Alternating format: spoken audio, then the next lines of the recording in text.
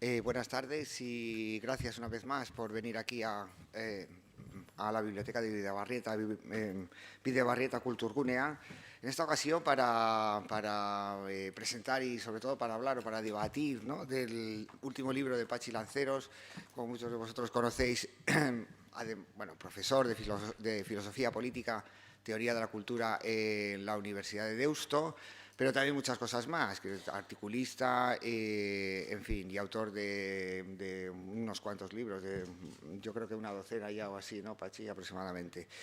El libro, como habréis visto, se titula El robo del futuro, título bastante descriptivo, a nada que se lea un poquito el comienzo del libro, y tiene el subtítulo de Fronteras, miedos y crisis. Está también para hablar de él Imanol Zubero, también autor de libros, especialista en sociología del trabajo y de los movimientos sociales, profesor de sociología en la UPV, al que vosotros seguro que también conocéis, ex senador también. Imanol me venía diciendo que el libro solo habla de 3 o 4 cosas y que bueno, que podíamos tirar. El robo del futuro, como decía, creo que es un título bastante descriptivo, en el sentido de que la idea básica, una de las ideas básicas, que ya también aparece en otros libros de Patxi, es bueno, pues esa especie de ruptura que hay entre una época en la que, por lo que veo, hemos crecido aquí casi todos, en la que el futuro pues, tenía un signo positivo, en la que cabía la mejora, tanto a nivel material como a nivel a falta de una palabra que se me ocurra mejor, a nivel espiritual, podríamos decir, ¿no? Es decir, existía esa expectativa o ese horizonte de mejora que de repente pues, se nos ha caído encima, como si se nos cayera encima el techo o algo parecido, ¿no? Bueno, a partir de ahí, ¿qué pasa? Es decir, a partir de ahí pues surge, lógicamente, surge el miedo. Si antes todo estaba basado en una sensación, quizás habría que subrayar esta palabra de, perdón, que estoy ronco, así hablaré menos y así les dejo a los dos que hablen todo lo que quieran, en esa sensación de control sobre lo que podía venir, en esa especie de quizá magnificación de lo que era la ciencia o la técnica, pues ahora por mucha ciencia y por mucha técnica que hayamos mejorado, nos da la sensación de que no controlamos nada y que la incertidumbre es el signo de los tiempos, por decirlo así, ¿no? Bueno, no me voy a enrollar más y ahora lo que quiero es bueno, yo creo que Patxi debería empezar por explicarnos ese robo del futuro. No sé quién nos lo ha robado y no sé si alguien nos lo podría devolver. Bueno, muchas gracias, Iñaki. Muchas gracias, Imanol, por acompañarme, por escoltarme y espero que por llevar el peso de la comparecencia. De Iñaki, además, he de decir que de Iñaki y de Begoña Moreán fue la iniciativa de este acto. Muchas gracias a vosotros. La verdad es que yo esperaba que estuviéramos en familia, entre amigos, es decir, nosotros tres y Begoña, y me ha sorprendido el público. Además, algo raro pasa cuando a la presentación de un libro no solo vienen alumnos de la universidad, cosa extraña, sino también profesores, cosa imposible. Muchas gracias a todos. Bien, el título del libro, yo creo que como todos, todo el mundo sabe o debe saber que en los libros lo último que se escribe son las introducciones y los títulos. Es normal que se trabaje con una perspectiva que está inducida o protegida por un título provisional, pero es al final cuando uno ve el trabajo hecho, el resultado conseguido, normalmente decepcionante, cuando hace la introducción para que se ajuste a lo introducido y cuando pone el título. El título no sé si es bueno o malo, pero sí es cierto que el robo del futuro responde a la preocupación general del libro, que luego se nuclea en yo diría 4 ámbitos temáticos. 3 se recogen en los subtítulos: fronteras, miedos, crisis. Pero además es un título doble. En la introducción señalo en un par de ocasiones que el sujeto del robo, el objeto robado y aquel que ha sido víctima del robo depende de la lectura del genitivo, de que se lea como genitivo objetivo, como genitivo subjetivo.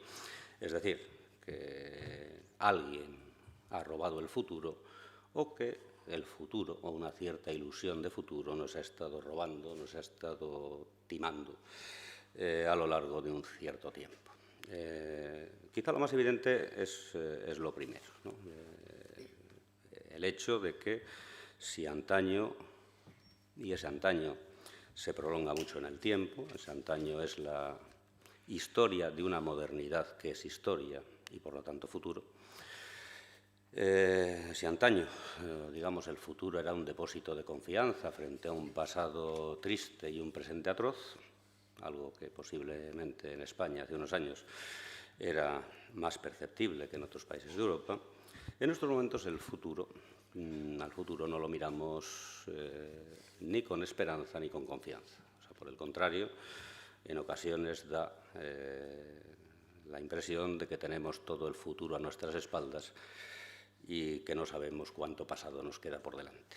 En el sentido de que si el futuro se entendía como un acompasamiento entre expectativas subjetivas y logros objetivos, es decir, si en algún momento creímos que íbamos a mejorar social, intelectual, moralmente, etcétera, etcétera, en estos momentos da la impresión de que en algún momento nos hemos adelantado a nosotros mismos y que aquel futuro que se dibujaba en términos de un estado de bienestar, no digo exactamente, aunque también la figura del estado de bienestar, que tiene su historia y sus instituciones, digamos, un estado de bienestar más o menos generalizado y tendencialmente universalizable, era la marca de nuestros deseos en estos momentos, llámese ajustes, recortes, pérdidas, etcétera, etcétera, vemos que en algún momento eso va quedando atrás. Con lo cual resulta que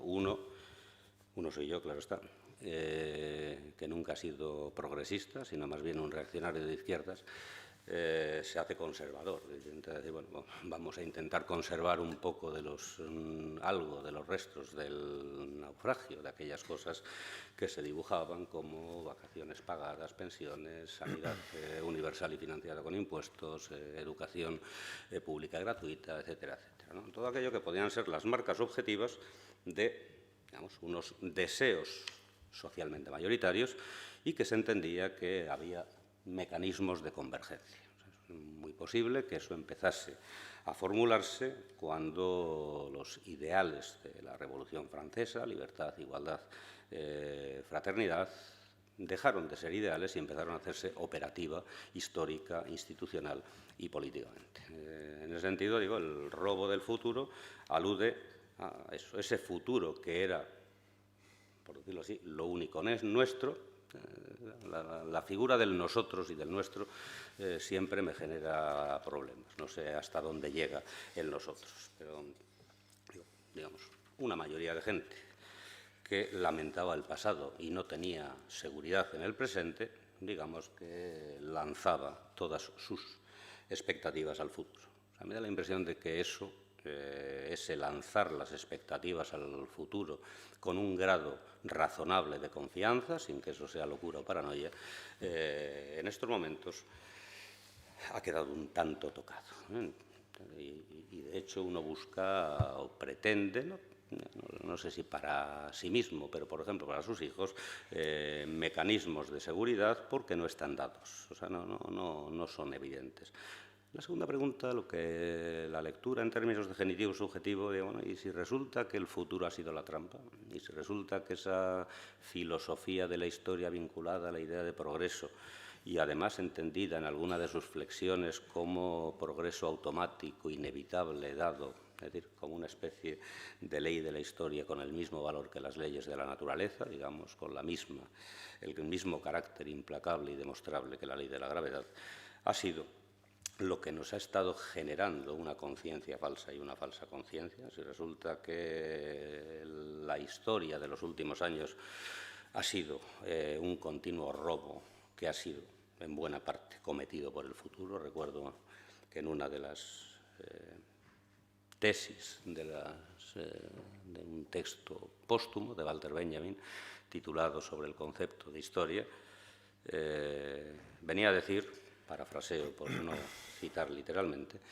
que la suerte del fascismo, y cuando él hablaba de fascismo no hablaba de Nadal y de Joan Manuel Serrat, como aparecía hoy en un tuit por ahí, sino del fascismo ortónimo, el italiano, y del nazismo alemán. Dice, no, la suerte del fascismo radica en que sus enemigos salen a su encuentro amparados en la filosofía del progreso. Precisamente ahí es donde cualquier reacción puede defenderse.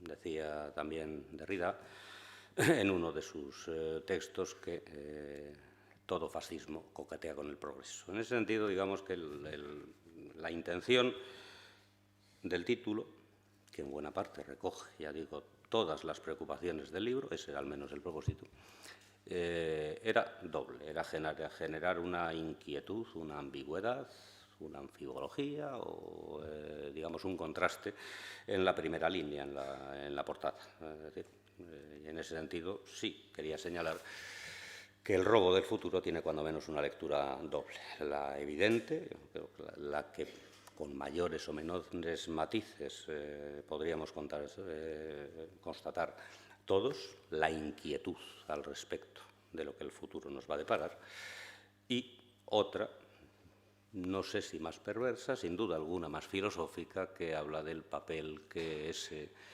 ese actor invitado a finales del siglo XVIII a la escena histórico-política, que es el futuro escatológico de tiempos anteriores es otra historia, digo que ese actor ha sido o ha podido ser también, cuando menos, cómplice del robo. De eso se trataba, o eso trataba yo de establecer. Perdón. Sí, Manuel. Bueno, arratsalde guztioi, buenas tardes a todas y a todos. Bueno, amenazo con algún spoiler en mi intervención, pero también tengo que decir que nada de lo que diga puede eximir de la lectura de un libro que, además de lo que dice, creo que tiene mucho valor por cómo lo dice. Pachi es una de las personas que mejor escribe, de todas las que yo conozco, no solo en la academia, no solo en la universidad, sino incluso más allá de ella. Tiene un rigor y una capacidad de escribir que en sí mismo, al margen, como digo, de lo que diga, cómo lo dice, está pleno de sugerencias. Por tanto, el libro es un libro para disfrutar, pero como digo, acabamos aquí. Ya. Haré algún spoiler, porque al final, aunque hemos venido a hablar de su libro, pero una vez que alguien se toma la libertad de publicar un libro y de ofrecerlo, pues tiene que asumir que el libro ya es suyo solo en parte. También es, sobre todo, de las lectoras y de los lectores, que en ocasiones podemos coincidir en su lectura, en ocasiones no, y tal vez Pachi pueda decir, pues, Imanol, vaya forma de leer mi libro que has tenido, ¿no? Yo voy a hacer un brevísimo resumen de mi guía de lectura, lo que a mí me ha parecido tremendamente sugerente del libro de Pachi Lanceros. Empezaré diciendo que creo que es un libro escrito contra la idiotez, dicho sea esto sin ánimo de ofender, contra una idiotez que es ubicua, rampante, metastática y transversal en el tiempo actual. Es un libro escrito contra la idiocia y contra su banalización moral. El libro termina hablando de los idiotas y para definir al idiota utiliza una frase de ese vitriólico Ambrose Bierce, ese gringo viejo de la película de la novela de Carlos Fuentes y de la película de Puenzo, que en los años 20 pues, abandonó su Estados Unidos natal, ya muy viejo, y se fue a luchar a la Revolución Mexicana con Zapata y Pancho Villa, y ahí desapareció y se convirtió en leyenda, ¿no? Espero que no sea este el destino de quien escribe cosas como las que escribe Pachi. Pero, citando a Bierce, Pachi describe así al idiota, dice: el idiota, miembro de una tribu enorme y poderosa, cuya influencia en los asuntos humanos ha sido siempre generalizada y preponderante. El libro de Pachi es un libro contra el idiotismo de todo pelo, de todo pelaje y de todo origen. En fin, es absolutamente igualitarista en su crítica de la idiotez. Es crítico con la teotecnoidiocracia de la inevitabilidad, todos aquellos discursos que nos dicen que vivimos en un mundo que está sometido a un fatum, a una especie de destino inexorable, incontrolable y que solo nos queda adaptarnos, y de eso hay mucho. Pero también es un crítico frente a la idolatría de las tribus, es decir, de todos aquellos y todas aquellas que confían en el cierre y en la clausura, pues la defensa de lo que consideran que deben defender. Y en este sentido, claro, pues no es poca cosa el campo de gigantes, o más bien habría que decir el campo de molinos, contra los que Pachi Lanceros se planta, pues lanza en ristre y haciendo del morrión de la filosofía pues una celada protectora de la razón frente al idiotismo moral, que diría Bilbeny en su momento, o frente a la razón indolente, como la formula Boaventura Sousa Santos. Por tanto, es un libro que, a pesar de que es un libro breve, no es un libro de lectura ligera, como digo, no solo por el estilo de su escritura, que es una escritura culta, es una escritura elevada, que está cincelada con las herramientas de la gramática y del latín, que es depurada, que es muy exacta. Cada cursiva del libro es una advertencia, no está ahí por estar. Cada paréntesis es una llamada a la reflexión. Es un libro que, a pesar de su profundidad, nos habla, casi siempre sin citarlo expresamente, de cosas que nos están pasando ahora mismo. Cuando estaba pensando en esta intervención, había pensado empezar diciendo, bueno, seguramente no lo sabréis, pero hemos venido aquí a hablar de Cataluña.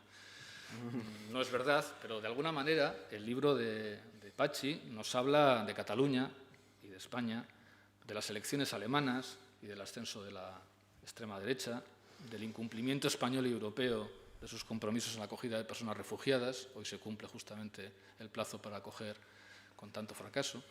Nos está hablando de todo eso sin citarlo. Cuando yo leía el libro decía, qué bien me está explicando Pachi, no cosas que están pasando, que eso ya lo explica la sociología, que es una especie como de filosofía rápida y de consumo rápido, o el periodismo, sino que qué bien nos está explicándome no solamente lo que está pasando, sino por qué está pasando, porque a pesar de la actualidad y de la urgencia de las temáticas que aborda el libro, pues no es un libro que se agote en la coyuntura actual, en la misma actualidad de esas problemáticas.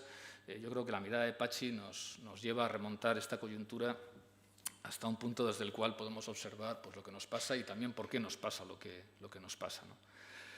Mi guía de lectura ha identificado, cada uno seguramente y cada una lo leerá desde sus preocupaciones y desde sus ocupaciones, pero efectivamente, como decía Iñaki en la presentación y como el propio Pachi planteaba ahora, el libro parte de una especie como de fracaso, tal vez fracaso por expectativas poco reflexionadas, de un fracaso de la modernidad. Una modernidad que, como dice Pachi, pues se entendió como un camino de salvación sin tener que recurrir a ningún tipo de trascendencia. Lo que la modernidad nos prometía es vamos a vivir bien, vamos a vivir mejor, cada vez mejor, sencillamente apoyados y apoyadas en nuestras propias fuerzas, en todo aquello que podemos hacer. Es una propuesta de salvación absolutamente autónoma. Y sin embargo, pues como dice Pachi en el libro en muchos momentos, pues nos hemos ido dando cuenta con el paso del tiempo de que esto no ha sido exactamente así. Primero porque seguramente la modernidad ha fracasado en muchas de sus promesas, pero también porque esa promesa de que podíamos vivir sin alguna forma de trascendencia, pues hoy se muestra una falacia. Y las trascendencias y los trascendentes y las personas solemnes y los discursos solemnes pues nos rodean por todos los lados, ¿no? Y finalmente pues las fuerzas de la tradición han vuelto a aparecer, han vuelto a surgir vestidas de pelajes o de maneras distintas, no solamente la religión.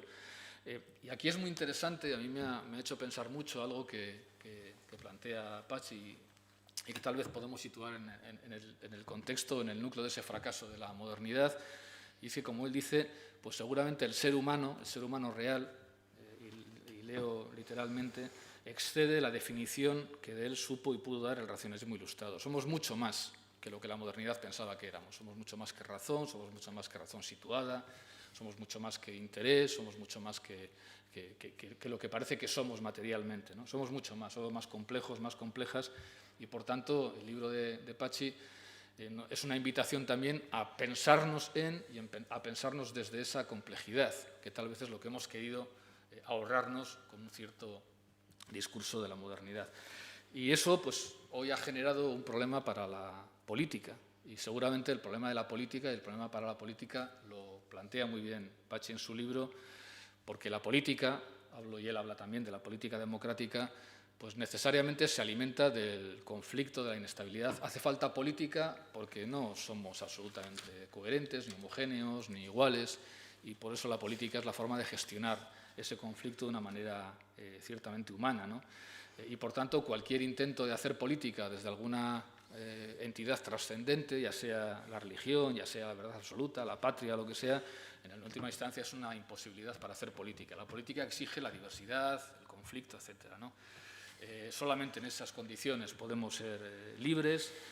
Por tanto, como dice él, pues pensarnos desde algún tipo de instancia superior, es decir, pensar que cuando yo intervengo en la política tengo un plus de legitimidad frente a otra persona porque hablo en nombre de, y cuánto lo estamos escuchando estos días, ¿no? Hablo en nombre del pueblo catalán o del pueblo español o de la ley, pues sencillamente cortocircuita el debate. Cuando alguien quiere hablar en nombre de la totalidad, hace que no pueda haber diversidad en la discusión. Lo plantea perfectamente Pachi en su libro, pero claro, esto supone una exigencia a veces casi imposible de mantener en la vida cotidiana, ¿no? O sea, qué difícil es salir al escenario público, salir al espacio público opinando desde nosotras mismas, desde nosotros mismos, sabiendo que otra gente opina cosas distintas y sostener el diálogo y sostener la discusión y sostener la deliberación y sostenerla hasta que haya que sostenerla, ¿no? Qué difícil es esto y qué fácil es caer en la tentación de recurrir a una instancia superior que cierre de una vez por todas la discusión. Claro, esto hace que hoy la tentación de cortar por lo sano la conversación política, la conversación ciudadana, esté pues, al cabo de la calle, ¿no? Y muchas páginas del libro están dedicadas, del libro de Pachi, a una de las herramientas, a una de las referencias que hoy son más socorridas a la hora de intentar cerrar las conversaciones en un mundo cada vez más plural, cada vez más complejo, que es el recurso a la identidad. Cuando alguien cree que es capaz de definir lo que somos de una manera tal que todas y todos quienes estamos aquí entraríamos en esa definición y que si alguien no entra es porque no cabe o porque está fuera de lugar, pues está jugando con una carta de triunfo que prácticamente nos rompe la conversación, ¿no? Es una especie como de romper la baraja, ¿no? Y lo dice muy bien Pachi. Claro, lo que pasa es que esas apelaciones a la identidad son tremendamente cálidas y son tremendamente sencillas y hasta naturales y hasta autoevidentes, ¿no? Claro, ¿quién ha visto alguna vez la igualdad? ¿Quién ha visto alguna vez el universalismo? ¿Quién ha visto alguna vez las garantías jurídicas? Pero rápidamente escuchamos el lenguaje que hablamos, el acento que tenemos, nos sentimos compartiendo territorio, paisaje, sangre. O sea, qué evidente es todo eso que luego configura las políticas de la identidad, ¿no? Las tradiciones que compartimos. Bueno, pues cuando la seducción de la identidad, como dice Pachi en su libro, pues se sobrepone a la política, pues sencillamente se convierte en una impostura que hace imposible la política. Porque, y aquí hay algunas de las páginas, hay 4 páginas del libro que, no sé, cuando ya se vendan todos los que hay fuera y algunos más y haya una tercera edición, un día ya le pediría a Pachi que me dé permiso para fusilárselas, es decir, para pirateárselas, para digitalizarlas y para repartirlas por doquier. Lo mismo que otros tiran papeletas o lo que sea, yo tiraré de estas páginas, porque creo que son páginas que tenemos que leer y reflexionar, ¿no? Y es la cuestión de si realmente es posible representar una sociedad, ¿no? Y Pachi plantea una afirmación con la que yo estoy muy de acuerdo, y es que la sociedad es irrepresentable. Es irrepresentable. Y es irrepresentable como unidad, porque carece de unidad, porque justamente está constituida por diversidad, ¿no? Y que solamente en ocasiones pues, parece que la estamos representando cuando dejamos de hablar de la sociedad, hablamos de la nación, o el pueblo, o la patria, ¿no? Porque la sociedad desborda cualquier límite, ¿no? Bueno, esto da lugar a unas de las páginas más profundas, más interesantes, que deberían ser lectura obligatoria para cualquier persona que quiera hacer política o sencillamente actuar como ciudadano comprometido y ciudadana comprometida en nuestro entorno, porque justamente lo que viene a reivindicar Pachi es hacer política desde la asunción de esa imposibilidad de representar plenamente a una sociedad. Por tanto, reconociendo que tú representas en todo caso partes de la sociedad y que hasta en aquel o aquella que parece que está defendiendo lo más antagónico de tu idea, también forman parte de la sociedad, ¿no? Como dice él sintéticamente, el pueblo está a la vez en el gobierno y en la oposición, o incluso más complejamente, en el gobierno y en las oposiciones, ¿no? Bueno, seguramente, voy terminando, una de las principales víctimas de esta ruptura de aquella unidad a la que aspirábamos, que choca con la realidad de la vida cada vez más compleja, es pues, la gran herramienta conformadora de identidades colectivas, organizadora de la vida colectiva que ha sido el Estado-Nación, ¿no? El Estado-Nación, al Estado-Nación le hemos venido pidiendo históricamente dos cosas, lo plantea tan muy bien Pachi en su libro: por una parte eficiencia, eficacia, todo eso que se refleja en la administración, en la burocracia, previsibilidad, que las cosas funcionen como tienen que funcionar, pero a veces llegan momentos en que eso se nos hace demasiado poco, ¿no? Y le pedimos más cosas. Queremos que el Estado, además de gestionar bien, nos emocione, queremos que además nos caliente el corazón, ¿no? Y de alguna manera, me parece a mí detectar en la reflexión de Pachi que él viene a decir que aunque seguramente estas dos peticiones son muy comprensibles desde la perspectiva de una ciudadana o un ciudadano, queremos las dos cosas, como decía Habermas cuando hablaba del patriotismo constitucional, ¿quién estaría dispuesto a dar la vida por la Unión Europea, ¿no? Pues seguramente nadie. Ojalá nadie estuviera dispuesto tal vez a dar la vida por nada, ¿no? O por lo menos a quitarla, ¿no? Pero efectivamente a veces queremos calidez, ¿no? Y nos gusta enarbolar banderas y nos gusta salir juntas y juntos y tal. Pero hay veces que eso entra en contradicción, ¿no? Y sobre todo esto es muy preocupante en un momento como el actual, donde seguramente la dimensión de eficacia en la intervención del Estado pues se ve muy limitada por la globalización, por los flujos económicos. Bueno, pues los Estados parece que ya no cumplen con su función de garantizarnos derechos, etcétera. Bueno, pues tal vez entonces ya que no nos garantiza derechos, ya que no es eficaz, por lo menos que nos caliente el corazón, ¿no? Por lo menos que gobiernen los nuestros, que nos animen, que nos saquen a la calle. Bueno, aquí hay una contradicción que Pachi plantea muy claramente en su libro y que a mí me ha parecido muy sugerente, ¿no? Porque además él reconoce que efectivamente esta aspiración a ser algo más allá de simplemente seres humanos, pues nos constituye también como humanos, ¿no? En esas frases lapidarias y maravillosas que escribe Pachi en el libro, pues dice: no somos sin cultura y con cultura no somos humanos. Somos musulmanes, gitanos, vascos, europeos, aymaras. Y más adelante dice: el humano es un animal identitario, pero no el humano arcaico, sino también el moderno o el posmoderno. El humano se identifica desde, con y contra la familia, la tribu, el lugar y su religión, las costumbres y fantasías, ¿no? Bueno, por tanto, las identidades son operadores políticos de primer orden, de primera magnitud. Cuando vemos la identidad en riesgo surge el miedo, ese miedo que está tan presente en el libro, un miedo que, como dice él, deja de ser un estado de excepción, deja de ser una normalidad y empieza a convertirse en un estado de excepción permanente. Y termino con un pequeño apunte que él plantea, porque evidentemente quien busque soluciones en el libro de Pachi, pues lo que va a encontrar es sugerencias, pero hay una reflexión que a mí me parece particularmente profunda, aunque también me deja un poco al final con una pregunta que dejaré ahora encima de la mesa, ¿no?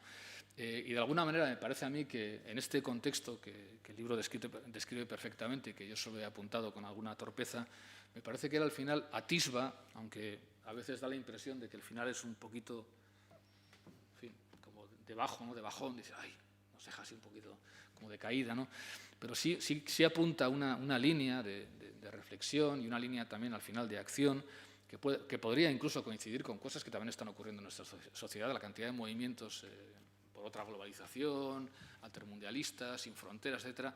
Él dice que seguramente la mejor manera de poder vivir en este mundo convulso, complejo, sin recurrir a los ídolos de la tribu y sin recurrir tampoco al final al puro discurso de la adaptación a un destino inexorable, sea pues asumir lo que somos, ¿no? Asumir que somos seres frágiles, vulnerables, contingentes, y que eso es lo que nos hace humanos, ¿no?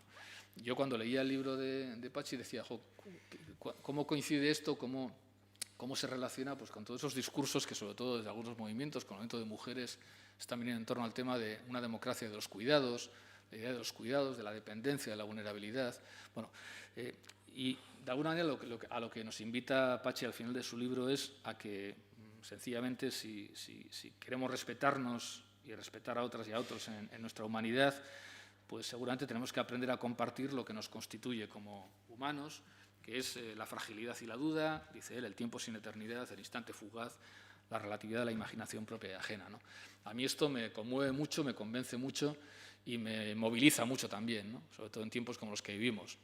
Pero sí me queda un poco la duda de si es suficiente, si esto es suficiente para contrarrestar todo eso que también el libro dice que somos, que es eso de sangre, tierra, tradición, cultura, idioma, y sobre todo, pues cómo hacerlo, ¿no? Cómo movilizar cómo convertir la fragilidad, en última instancia, en potencia transformadora, ¿no? Porque efectivamente la fragilidad nos constituye como humanas y humanos.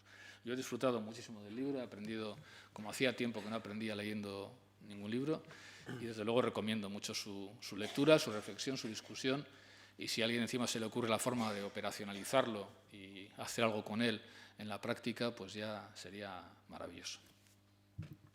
Bueno, la pregunta que ha dejado un poco colgando Imanol es cómo convertir la fragilidad, vulnerabilidad y todo eso en algo que sea un principio activo, digamos, ¿no? Un principio activo y probablemente transformador, si bien... Bueno, las preguntas... Bueno, muchas gracias, Imanol, por los adjetivos, que suele ser la parte más comprometida y vulnerable de un discurso. La duda que plantea Imanol, como la duda que plantea todo buen lector, Imanol lo es, amable por amistad y por el escenario y por el tipo de acto, muy buen lector, las dudas son muchas. Una que no espero, que espero siempre y que no esquivo, es la de la aplicabilidad, la de, digamos, la pragmática, no la práctica, por una razón. Es decir, yo soy profesor de filosofía y bueno, quiero decir que eso genera, bueno, no sé si una deformación profesional, genera un dialecto, un uso conceptual característico y también un campo de imposibilidades. Digo esto por lo siguiente: cuando se habla de práctica, los filósofos, buenos o malos, pequeños o grandes, entendemos algo muy preciso, que es una reflexión teórica, ¿no?, sobre los ámbitos de la acción humana, la ética y la política. La aplicabilidad de los principios corresponde a la pragmática. Yo sí supongo, y de hecho espero, que cualquier lector de mi libro, vengo a hablar de mi libro, como decía Umbral, pero en general de cualquier libro de un cierto tipo de filosofía, al final se quede con muchas preguntas. No lo digo por una cuestión idiosincrásica. Hay gente que me ha comentado que el final, breve, escaso, abrupto, puesto muy al final, porque ya lo puse en la corrección de pruebas, donde desvelo un poco el making of del libro. O sea, o bien hacía reventar el texto con notas, lo cual es poco cortés para el lector, o bien dejaba de dar cuenta de algunos asuntos que tenían que ver con el libro, como yo qué sé, el ascenso, no a los cielos, pero sí al Capitolio de Donald Trump, etcétera, etcétera. Entonces, al final resolví la cosa haciendo ese epílogo un poco irritado, y que uno puede tener la percepción de Imanol, que es correcta.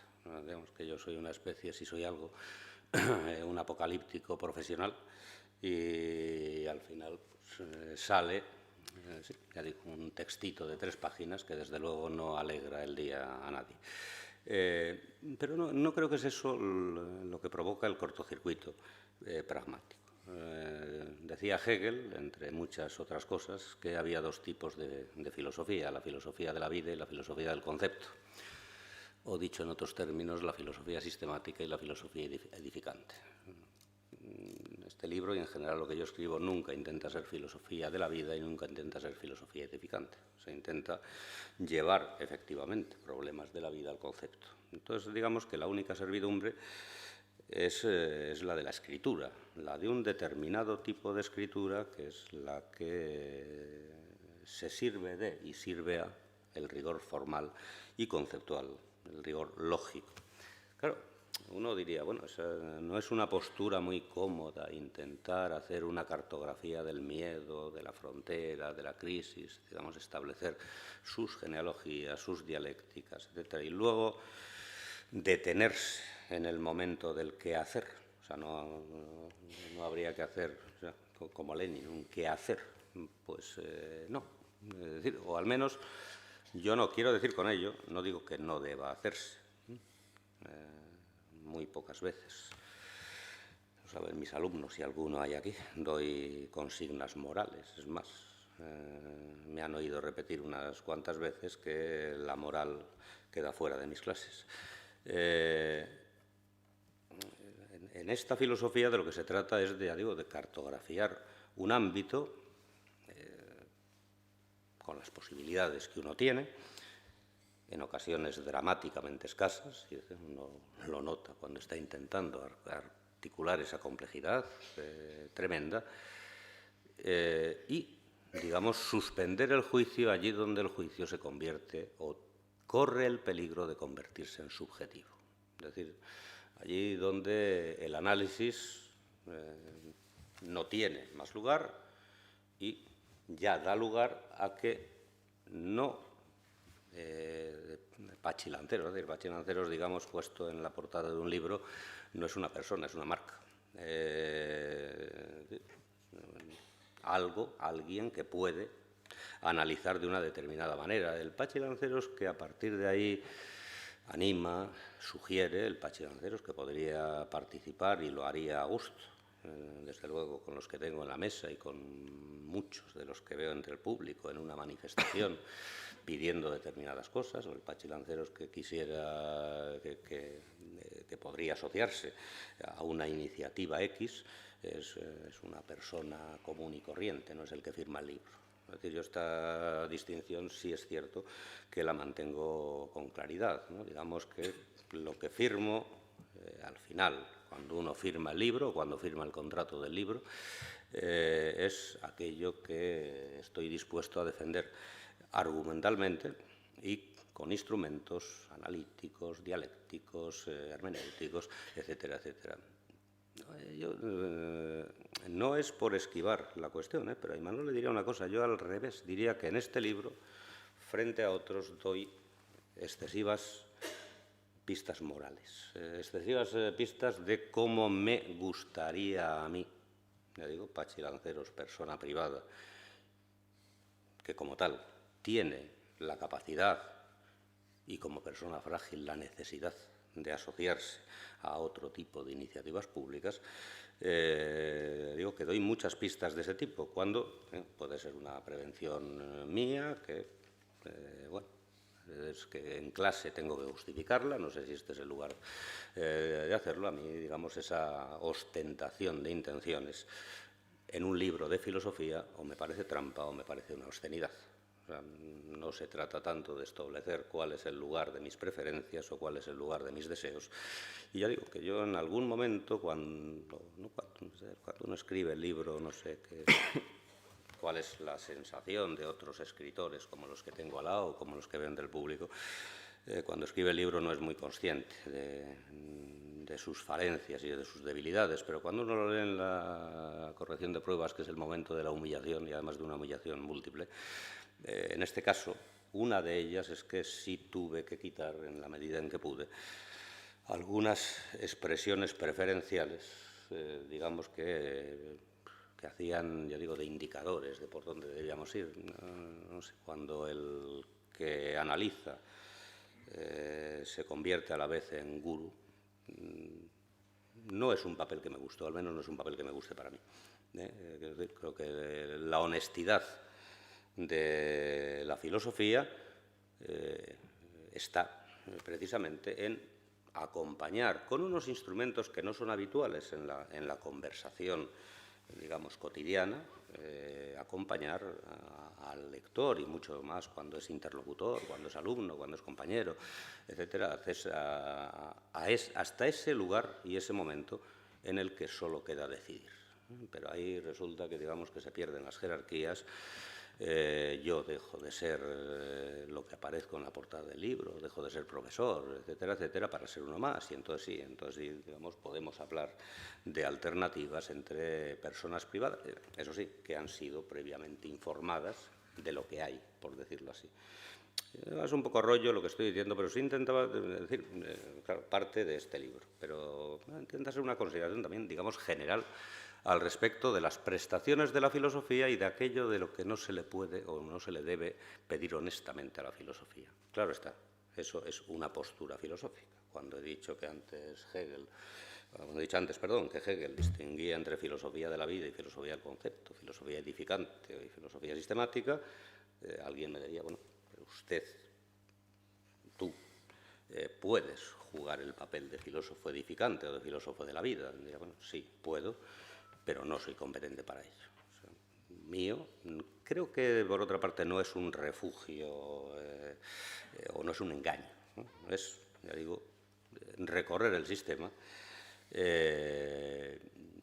y intentar ver cómo el sistema se comporta, cuáles son sus núcleos, cuáles son sus irradiaciones, digamos, calificar a los peligros como peligros, calificar los fracasos como fracasos, intentando ser preciso. Cuando hablo del fracaso de la modernidad, intento derivar etimológicamente esa palabra, hablar de una fractura que ha dejado trozos sueltos, etcétera, etcétera.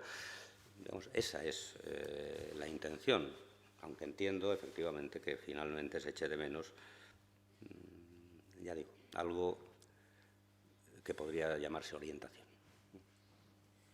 No, pero yo no echo de menos. Es más, me hubiera molestado mucho que al final me digas, y ahora vamos todos el día no sé cuánto a tal sitio. No. Lo que sí digo es que este libro da pie a intervenciones prácticas y que me gustaría que quien lo lea o quienes lo leamos saquemos esa consecuencia. No. Sí, yo creo que sí. En fin, lo diré de una manera muy bruta. Me gusta más cuando leo este libro que cuando leía tus artículos del Mundo. Mucho más. Tengo más acuerdos con el Pachi que con el otro Pachi. Sí.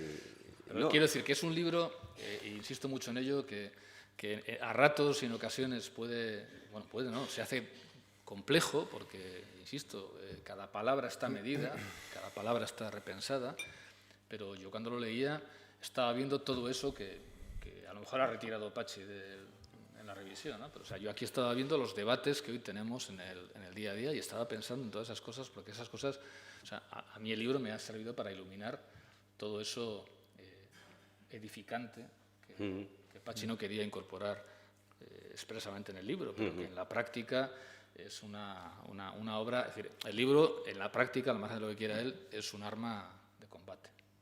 O sea, lo digo así de claro. Bueno, en fin, y lo podríamos hablar, pero es un arma de combate, no es en absoluto una descripción neutral que puedas leer y decir, o sea, es un libro que incomoda y nos incomoda y nos saca de zonas de confort y nos obliga a pensar cosas. Seguramente a unos y a unas más que a otras y a otros, ¿eh? Pero efectivamente aquí hay una opción. La práctica del libro, si no es del autor, es del libro. El libro ha tomado vida.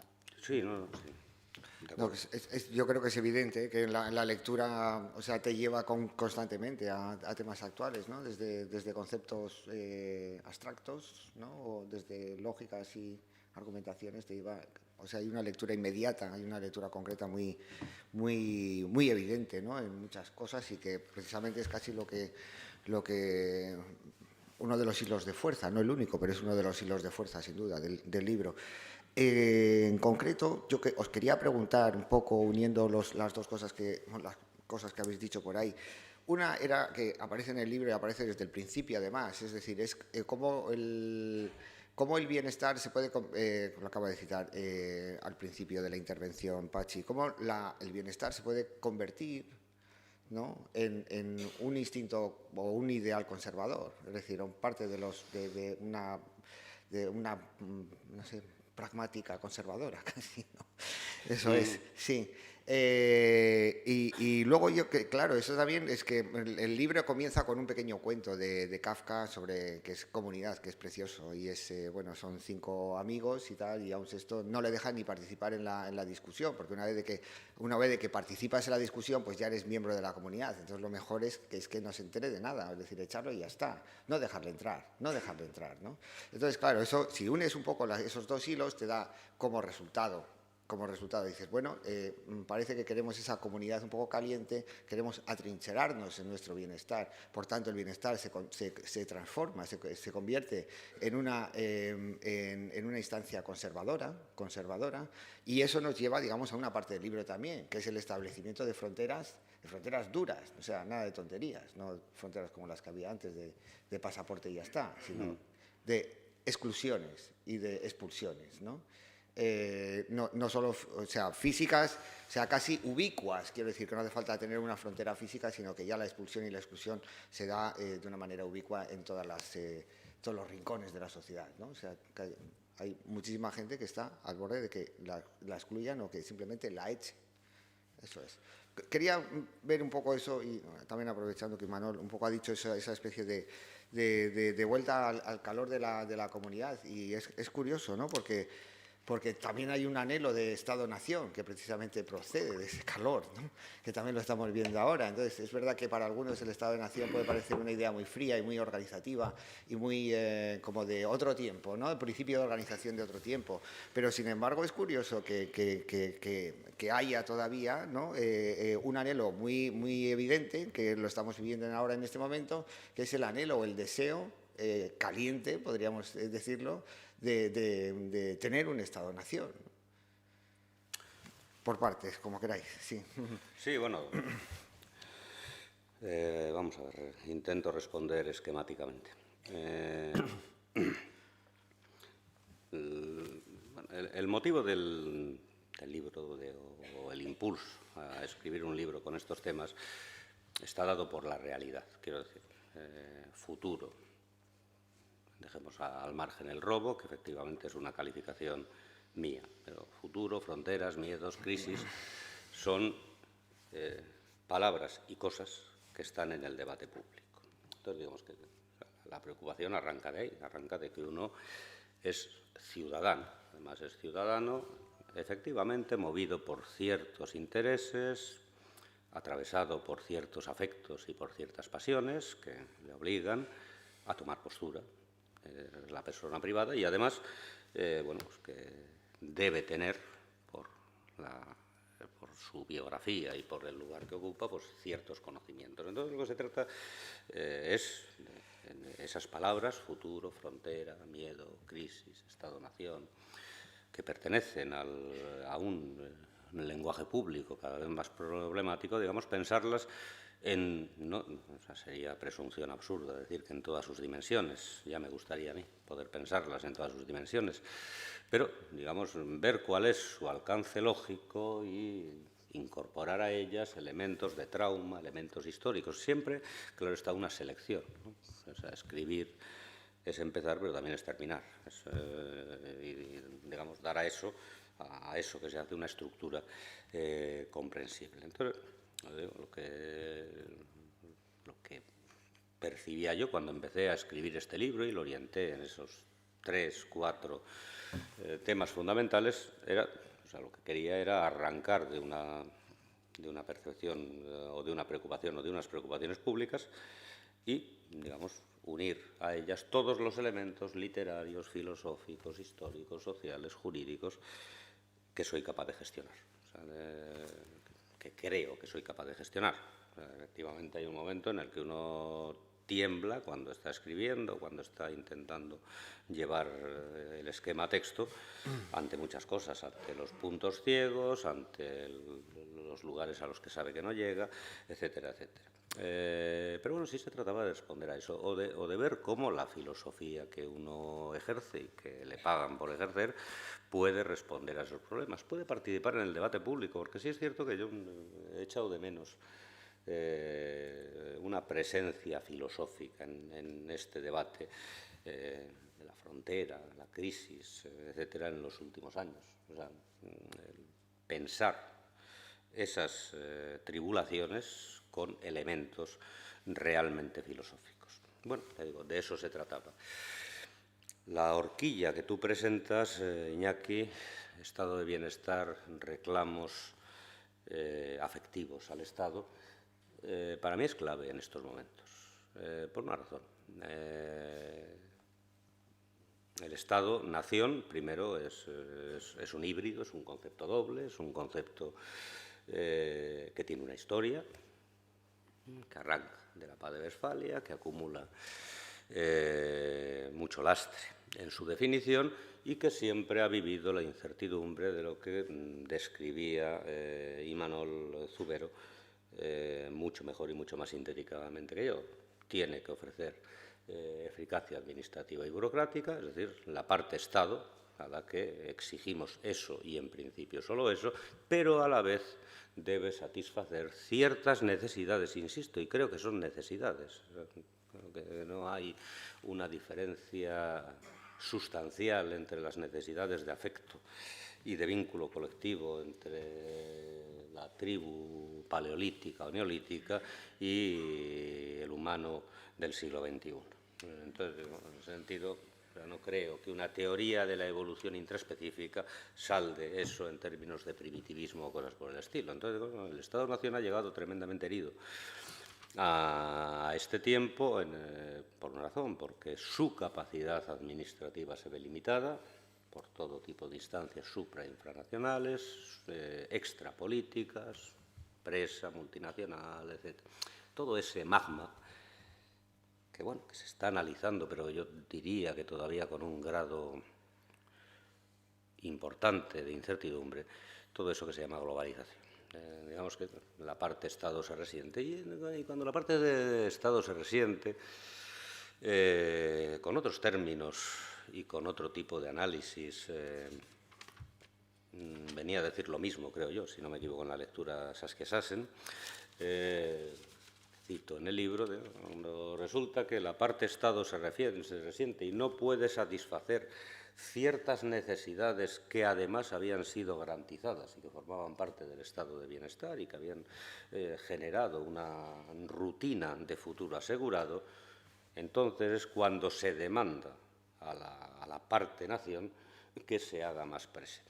Entonces, la parte nación en muchas ocasiones aparece como esa especie de egoísmo compartido que dice estado de bienestar sí, pero para nosotros. Cortamos por aquí. Vamos a ver.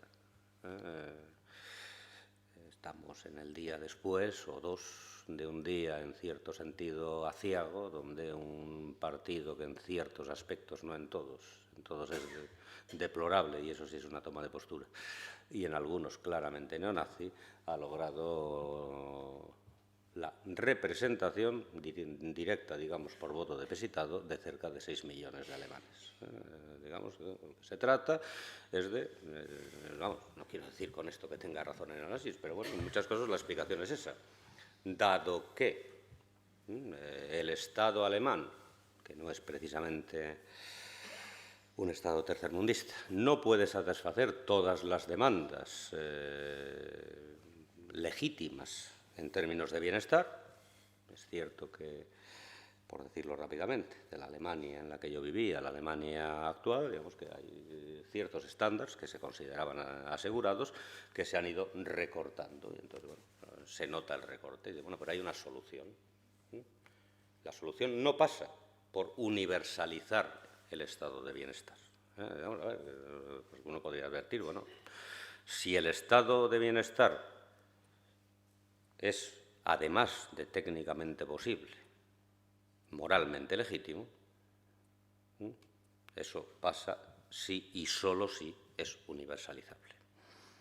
O sea, el estado de bienestar contra X, contra África, contra Asia, contra quien sea, Es una contradicción en los términos. Eso es lo que se trata de mostrar. No decir si es preferible, si queremos, pero ¿qué haría usted? ¿No protegería usted a su hijo? ¿No le guste que estén asegurados los de su barrio? ¿No prefiere que trabajen los españoles antes que los marroquíes, etcétera, etcétera? ¿No? Vamos a analizar el concepto. El concepto de estado de bienestar se convierte en un malestar del Estado y un estado de malestar cuando se trata de un Estado que reacciona contra el bienestar posible y necesario de otros. Digo, de eso se trataba. Entonces, claro que el bienestar, el estado de bienestar, conforma comportamientos conservadores, que parecen perfectamente razonables, diciendo, bueno, la pulsión inicial es conservar aquello que hemos conseguido, una continuidad histórica que me parece un poco falaz, en muchos casos diría que se trata de conservar aquello que nos han conseguido, no tanto nosotros, digo, aquello que nos han conseguido y que nosotros vemos dramáticamente que se pierde. Bien, ese es el problema, por decirlo de alguna manera. ¿La solución pasa por el blindaje?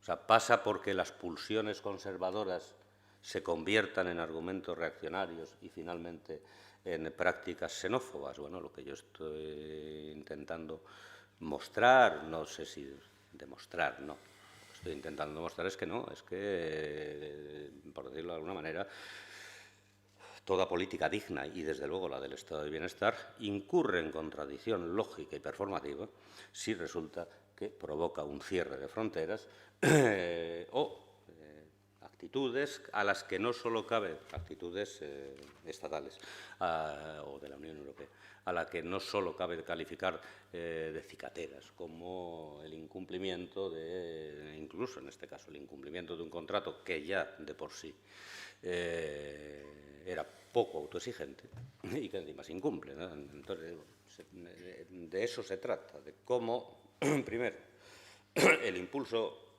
progresista en situaciones de mal llamada crisis se convierte en pulsión conservadora y cómo la pulsión conservadora puede, no necesariamente debe, puede generar políticas, digamos, de blindaje fronterizo, además con el dramatismo del muro de México, de las cuchillas en la valla de Melilla, etcétera, etcétera, etcétera. O sea, al final dice uno, bueno, cuando el aditamento necesario del estado de bienestar es eso y las actitudes que lleva consigo, ¿no? Y las formaciones políticas que lo defienden y los conceptos que se presentan en el debate, lo que se trata es de decir, señores, algo está mal. Digamos que hasta donde llego yo, decir, algo está mal leído, algo se ha entendido mal. El estado de bienestar no era esto. O sea, si el estado de bienestar o el progreso tienen límites geográficos, entonces, es decir, alguien me dirá, hombre, pero es que están históricamente situados. Es cierto, la historia, la sociología, etcétera, hablarían desde otro punto de vista. Digo, bueno, pues es que el estado de bienestar o el progreso no son estado de bienestar y progreso, desde un punto de vista lógico, si se cierran a una universalización posible. Es más, si no son universalizables, en los términos que sea, habrá que hacer los ajustes que sea. Habrá que ahorrar, habrá que pedir menos, habrá que acostumbrarse quizá a vivir con menos, etcétera, etcétera. O sea, si no son universalizables, entonces son una trampa conceptual y una trampa moral.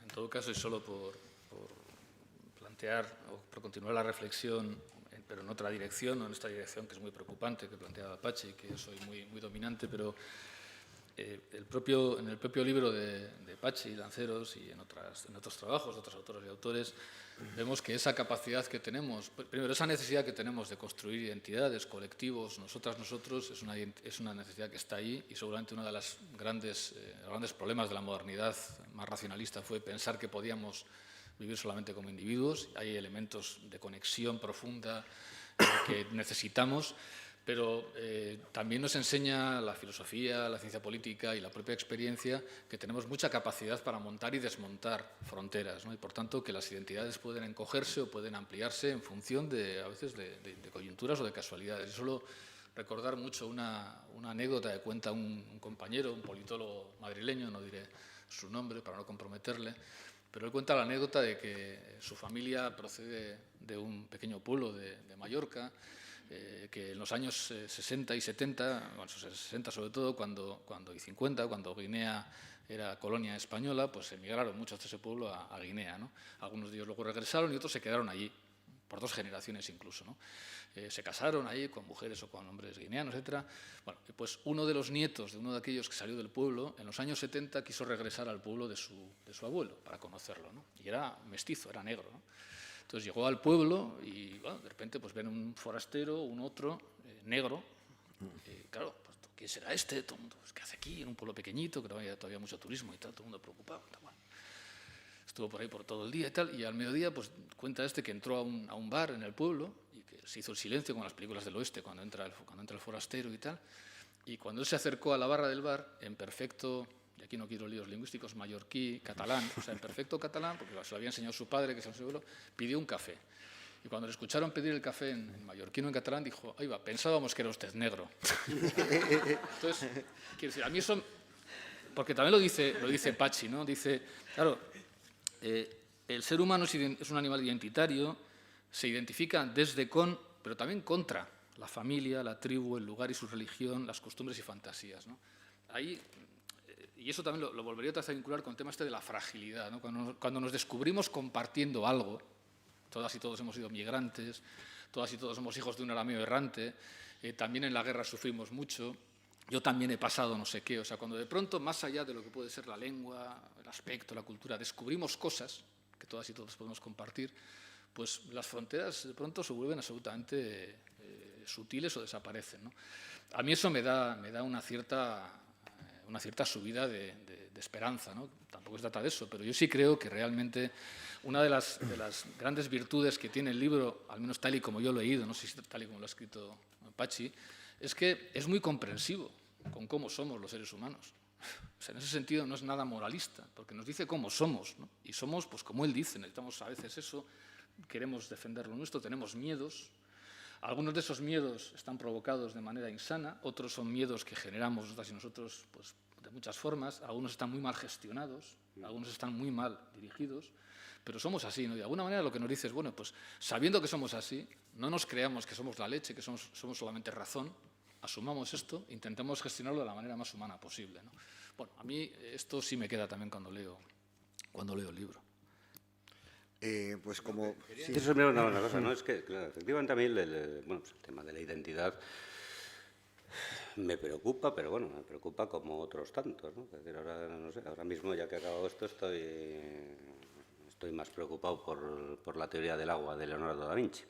Pero digo, el tema de la identidad me preocupa. Y claro, cuando se trata de analizarlo, dice, bueno, ¿por qué se puede calificar de mala, perversa, falsa, errónea, determinada gestión de la identidad X?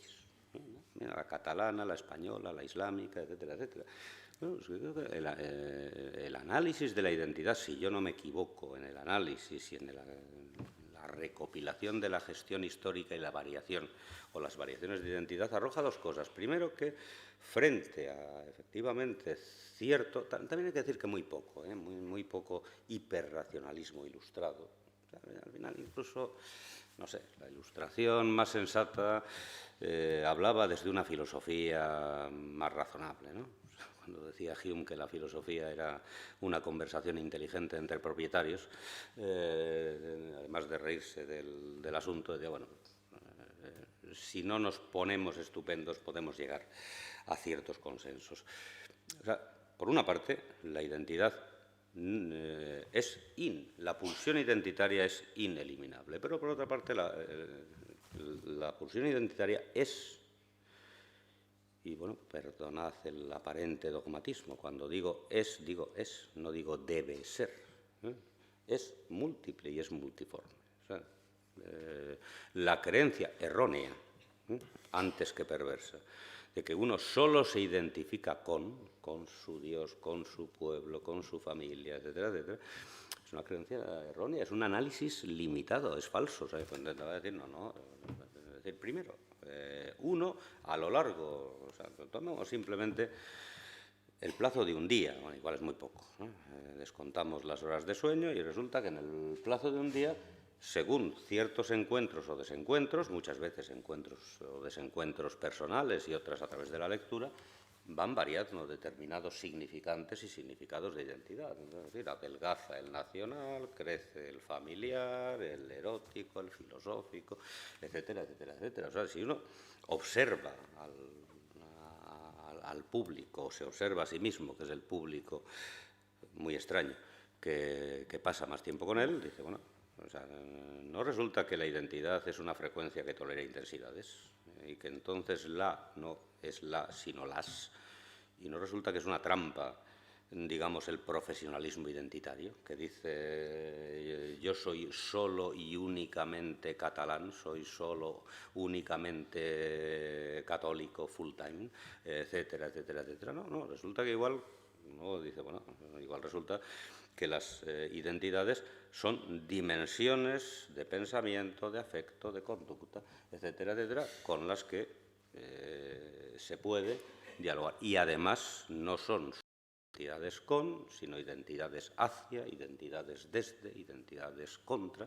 Con lo cual, dice uno, es cierto, la pulsión identitaria yo creo que es ineliminable. Es más, uno piensa que incluso, o sea, démonos cuenta, ahora cuando se habla de la robótica, de la robótica de verdad, ¿no? De la robótica que ya se está haciendo en términos de nanotecnología, etcétera, etcétera, digamos, el gran problema de la robótica es imprimir afectos en el robot. Es decir, hacerlo no solo un animal racional, o un aparato, si queréis, racional, inteligente, igual eso ya es mucho decir para el robot en este momento, sino capaz de identificaciones. Y bueno, igual al robot se le puede enseñar a gestionar identidades múltiples. Yo creo que muchos de los problemas que nosotros, que el mundo tiene, es el de un cierto juliganismo y un cierto profesionalismo identitario, que es una de las aplicaciones, una aplicación más de lo que yo considero el principio más perverso y más falso de la historia política, que es el principio monárquico. En la página 100 de la traducción española del primer volumen de la historia de la sexualidad de Foucault, perdón por esta gilipollez erudita, dice una frase que esta sí es lapidaria. En la teoría política todavía no se ha decapitado al rey. Y resulta que el principio monárquico, el de la única identidad, el de la única patria, el único pueblo, etcétera, etcétera, es algo que sigue atenazando conciencias, cuando, insisto, lo que se trata, o lo que yo trataba de hacer, es no tanto de demostrar que es malo, por decirlo de alguna manera, eso va de suave, sino de demostrar que es erróneo. Es decir, no, usted tiene más identidades, no de las que cree, sino de las que está confesando en el momento en el que grita X. O sea, mírese usted a usted mismo una vez que salga de esta manifestación, una vez que salga de esta iglesia, una vez que salga de esta empresa, una vez que cierre la puerta de casa. ¿No? Es posible que cada contexto y cada encuentro genere, o sea, no hace desaparecer drásticamente, no se trata de un juego de suma cero, cero infinito, etcétera, etcétera, no. Se trata, ya digo, de intensidades identitarias, digamos, de una gestión más spinosiana que cartesiana de la identidad. Digo esto para que nos entienda y ya nos podamos ir. Es que, bueno, creo que estamos a punto de que nos echen, entonces, quizá una pregunta sí podríamos hacer, ¿no? Una o dos preguntas como mucho. La podemos sortear. Y respuestas así un poquito breves, porque es que si no, tendríamos que acabar siempre antes de las 9. Bueno, yo he llegado un poco tarde. Vale, yo llego un poco tarde y, bueno, de lo que he oído, pues me gustaría preguntarle, a ver, de todo el libro que ha hecho, ¿con qué parte se quedaría? ¿O cuál le ha gustado más? O no sé cómo explicarlo. Y cuando hablo de humillaciones, ¿se refería a que ha habido censura en su libro? ¿De alguna forma? No. La única humillación realmente terrible, no, las demás son pequeños accidentes. Las humillaciones que te infringen los demás son poca cosa. Es la que se infringe uno mismo, porque se da cuenta de que no está a la altura.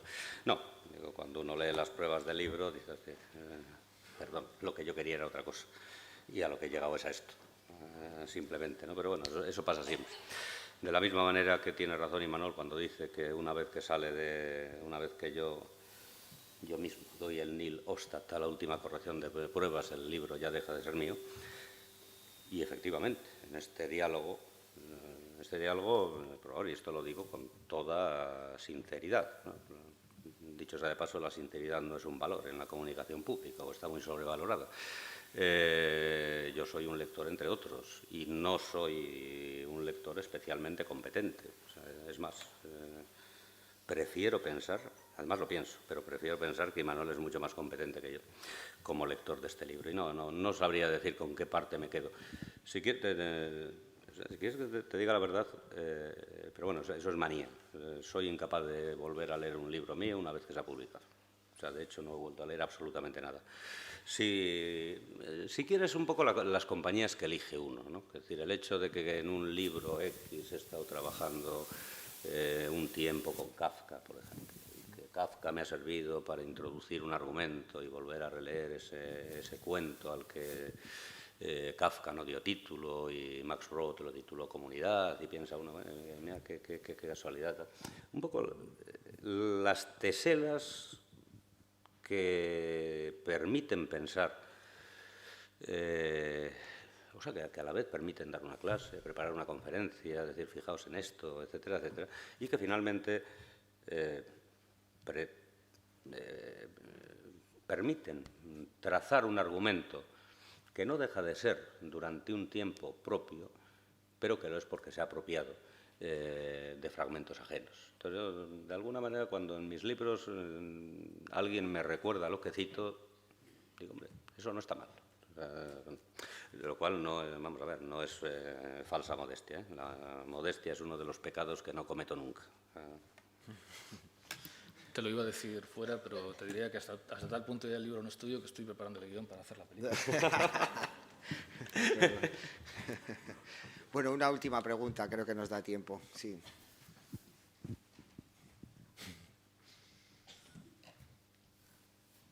Buenas tardes. Pregunto al filósofo, no a la persona. Usted justifica apertura de fronteras, el estado de bienestar universal, ser capaz de ceder, de perder cosas propias para que ganen otros. ¿Y eso cómo lo ve, cómo lo asume el filósofo que sale de su casa y cierra la puerta con llave? Ajá. Bien. Vamos a ver. Filósofo que cierra la puerta. Cierra la puerta, no con llave. Esto no doy pistas, no voy a decir dónde vivo, por si acaso. Claro, bueno, vive en un mundo que es el que es. Una de las butades, que no es tanto, que me gusta citar, y que la he citado muchas veces en clase de Wittgenstein, es que dice en un momento, me gustaría haber escrito un libro que se titulase El mundo tal y como me lo he encontrado. O sea, posiblemente si Wittgenstein hubiese escrito ese libro, habría sido un gran libro. El mundo tal y como nos hemos encontrado obliga a respetar ciertas leyes y aconseja cursar ciertas rutinas. Lo cual no quiere decir que uno justifique esas leyes y entienda que esas rutinas son las más adecuadas. De todas formas, lo que intento analizar aquí no lleva a una especie de evaluación indudablemente positiva de la condición humana. No. Entre la alternativa, digamos, de optimistas y pesimistas con respecto a la condición humana, yo soy Hobbes o soy Maquiavelo. O sea, no digo que todos los hombres sean malos, pero la mayoría. O sea, la cuestión es qué se puede hacer con eso, esto último dicho, solo con una leve broma. O sea, no pienso que es decir, que la condición natural buena del hombre no es un factor que haya que tener en cuenta a la hora de hacer teoría política. No digo que sea falsa, digo que no hay que tenerla en cuenta y que es preferible tener en cuenta la eventualidad del error, cuando menos. Por lo tanto, eso me haría, digamos, cauto a la hora de dejar la puerta abierta. Pero, por otra parte, el análisis que intento hacer, digo, no, vamos a ver, si se nos llena la boca, y por cierto, menos mal que se nos llena la boca, con ciertos conceptos que además han tenido una mínima o máxima verificación institucional, sigámoslo hasta el final. Es decir, es comprensible. La pregunta que yo me hago inicialmente, y claro, finalmente yo firmo y tal, digo, es comprensible, es lógicamente consistente. Un estado de bienestar limitado, ¿a quién? ¿A una nación, una clase, un barrio, una casta, una familia? ¿Cuánto estrechamos? Porque entonces el estado de bienestar ha existido siempre. Para algunos siempre ha habido estado de bienestar, que se apoyaba en un enorme malestar del Estado para todos los demás. Ahora, claro, resulta difícil entender que de la misma manera que hubo una ampliación de bienestar a través o a partir de las revoluciones burguesas, las únicas exitosas de la historia, a juicio de Marx, tiene o debe haber una ampliación que no solo sea, que no solo afecte, por decirlo así, a las clases, sino a las naciones, etcétera, etcétera, etcétera. La única manera de hablar consistentemente del estado de bienestar es pensándolo como universalizable. Y luego, efectivamente, o sea, digamos, este es el lugar de la filosofía. Luego, efectivamente, alguien podría preguntarme, ¿y eso cómo se hace, cómo es técnicamente posible? ¿No hay limitaciones técnicas a la extensión conceptual del estado de bienestar? Claro, entonces diría yo, no puede haber limitaciones técnicas. Habrá que hacer los ajustes necesarios. Es decir, hay cosas que, por esencia, existencia o cantidad, no son universalizables. Pero un concepto como el estado de bienestar se arruina si no se lo piensa a la vez como universalizable. De la misma manera que los derechos humanos son autocontradictorios si no se los piensa como universales. Entonces, yo a lo que voy es a eso. O sea, si vamos a utilizar ciertas expresiones, frontera, miedo, derechos humanos, estado de bienestar, justicia, justicia transicional, justicia universal, etcétera, etcétera, bueno, pues vamos a estar a la altura de la demanda. Una ley puede ser injusta, pero cuando hablamos en términos de justicia hay que tener mucho cuidado con la palabra. La palabra justicia es una palabra que compromete mucho. Es decir, yo digo, de eso se trata. Creo que no es contradictorio lo uno y lo otro. Efectivamente, yo me comporto según las normas, las formas, o sea, las morales y los modales, como dicen los ingleses, las leyes, etcétera, etcétera. Sé que esas leyes tienen un fundamento. En muchos casos es un fundamento histórico. En otros casos ese fundamento es la resolución de un conflicto ganado por unos y perdido por otros. Hay cosas que son perfectamente situables. Ciertas manías de comportamiento todavía arrancan de la época del colonialismo. Es decir, el hecho de que yo viva según esas formas y esas normas no implica, más bien en absoluto, que esté, primero, de acuerdo con ellas y, segundo, que no pueda describir su genealogía. Es más, seguramente, además en una conversación relajada entre menos gente, seguramente podríamos llegar a la conclusión de que ciertos miedos que compartimos, ciertos usos que nos asustan, tienen una determinada historia. Por ejemplo, el de cerrar la puerta con llave. A mí, si me permite, sí, Pachi, y el inquiriente, que a mí también me conmueve esa pregunta, porque efectivamente las contradicciones de nuestra vida son terribles, ¿no? Yo creo que es muy importante hacernos conscientes de ellas, ¿no? Pero si Wittgenstein, que yo no lo sabía hasta ahora, a la cama no te irás sin saber una cosa más, quiso escribir un libro que decía el mundo tal y como me lo encontré, a mí me gustaría que cuando vaya a morir me dé tiempo de escribir un libro que diga el mundo tal y como lo dejé. Y a mí me gustaría decir, lo he dejado un poco distinto de lo que lo encontré. Yo creo que eso es algo que queremos todas y todos, ¿no? Y efectivamente, yo creo que es una afirmación de realismo que nos... no sé quién decía, me parece que era Manuel Munier el que decía que cuando queremos hacer de ángel hacemos de bestia, ¿no? De bestia, ¿no? Entonces yo creo que tenemos que huir tanto de discursos impecables como implacables, reconocer efectivamente que vivimos en realidades muy contradictorias de las que participamos, incluso quienes firman libros tan hermosos como el de Pachi o como otros, pero bueno, que tal vez partiendo de ahí, de esas contradicciones, a mí sí me gustaría que cuando dejemos este mundo, digamos, bueno, pues mira, a lo mejor hemos conseguido hacer algo para que, pues no sé, si cerrar con con llave o sin llave, o cerrar la puerta, ¿no? Pero para que el mundo sea un poco distinto y a veces no nos obligue a vivir en estas contradicciones, ¿no? A mí eso sí me interpela mucho la pregunta. Bueno, pues nada, muchísimas gracias por haber venido una vez más y hasta pronto. Muchas gracias, de verdad.